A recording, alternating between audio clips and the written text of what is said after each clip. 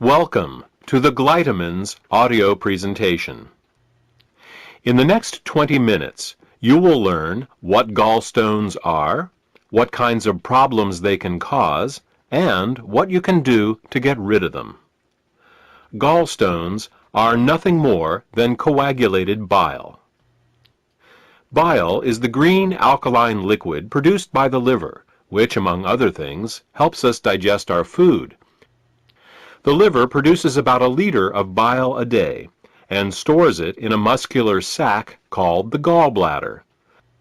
The gallbladder then squirts this bile down a tube called the common bile duct into the small intestines to mix with the food that comes from the stomach. Well, that's what's supposed to happen. Unfortunately, with nutritional deficiencies and exposure to certain toxins, bile can thicken and form what is known as biliary sludge. When this biliary sludge forms, it makes it very hard for the gallbladder to get the bile into the small intestines. It's like trying to squeeze glue through a straw. It is out of this biliary sludge that gallstones are formed. Gallstones and biliary sludge disrupt the normal flow of bile, causing 3 different types of problems. The first set of problems is related to not getting enough bile into the intestines. The second set of problems occurs when toxins, unable to leave the body through the bile, back up and accumulate in the liver and the bloodstream. The third set of problems occurs when the bile, unable to get into the intestines, backwashes into the pancreas and liver. Let's start with the first set of problems and consider what happens when the bile becomes too thick or full of stones to reach the intestines in required amounts. The first thing that bile does in the small intestine is to neutralize the acidity of the food coming out of the stomach. In order to disinfect and digest the food that we eat, the stomach secretes hydrochloric acid. Did you ever wonder why the stomach doesn't digest itself? It's because the stomach has a special mucus layer that protects it from this hydrochloric acid. But the small and large intestine have no such protection. Instead, they rely on bile. Bile is a very alkaline substance, and when it comes into contact with the acidic food from the stomach, the acids are neutralized.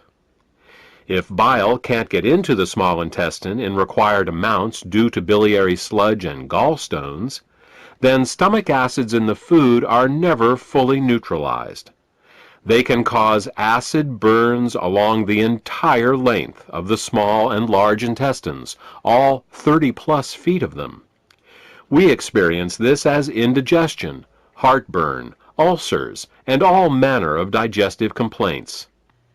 In essence, we are digesting our own intestines. The next thing that bile does in the intestine is to emulsify the fats and oils in the food that we eat. Emulsification is the process by which fats and oils are made water-soluble. To understand emulsification, think of soap. It's next to impossible to rinse grease off a dish with just plain water.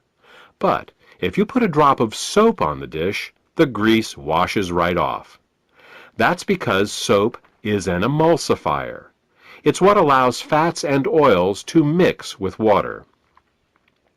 Bile is the body's natural emulsifier, and it is what allows us to digest the fats and oils we eat.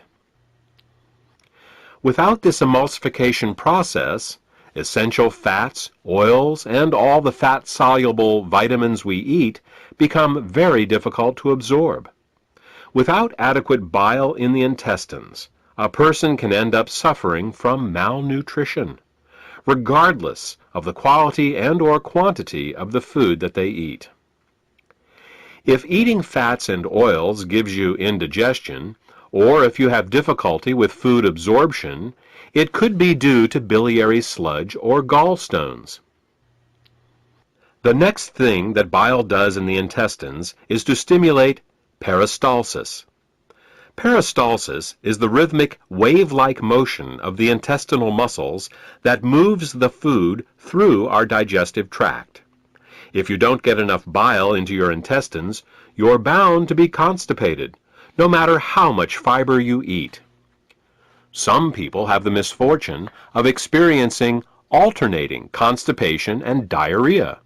This can be a very confusing experience, but the cause can be quite simple.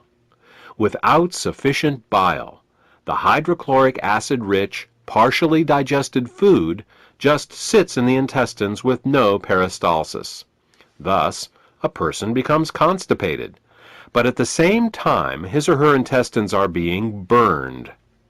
When enough acids build up and the intestines can't take it anymore, they purge themselves with a bout of diarrhea. Then, with the acids evacuated, the process starts all over again. If you are experiencing problems with constipation, diarrhea, or both, biliary sludge and gallstones could be the cause.